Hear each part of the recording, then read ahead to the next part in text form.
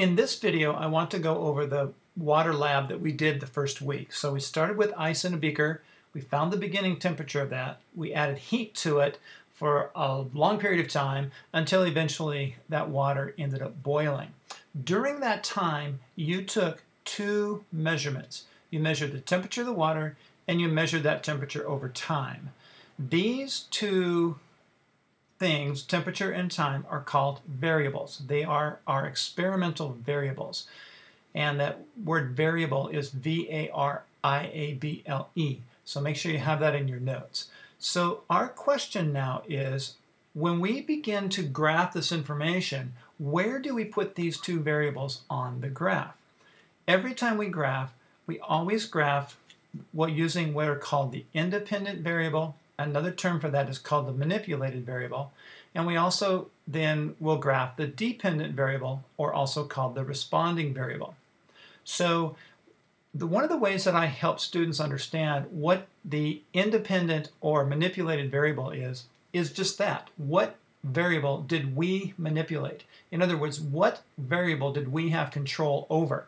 Did we control the temperature of the water, or did we control that every so often we would measure the time? And so the answer would be time. We decided that we were going to take the temperature every minute. So that becomes our independent variable. When we build a graph, the independent variable always goes on the bottom line, which is called the x-axis. So time would go on the x-axis when you build your graph, and then temperature would go on the y-axis when you build your graph. When you build a graph, the bottom left-hand point right here, hopefully you can see that, is the 0 point. And so time would start at 0. The next one would be 1, 2, 3, 4, 5 minutes all the way across. What you have to do, though, is to count the number of lines that you actually have, because we always graph on the line and not on the space. And I think we went about 20 minutes or so. So hopefully on your graph paper, there's 20 lines across the bottom. You're going to also need to label and number your temperature. You started at about 0 and you went all the way to about 90 some or 100 degrees or so.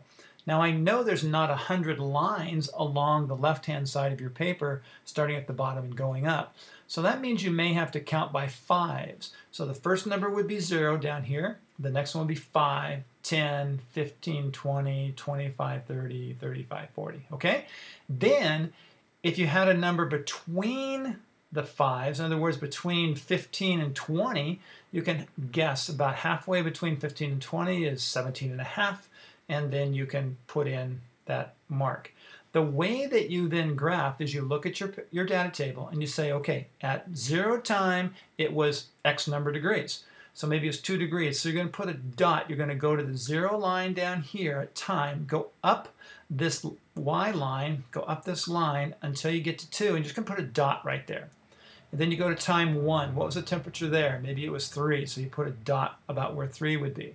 You go to line 2, and maybe that was 5 degrees, so you put a dot at the 5. You always want to put the dots where the lines cross.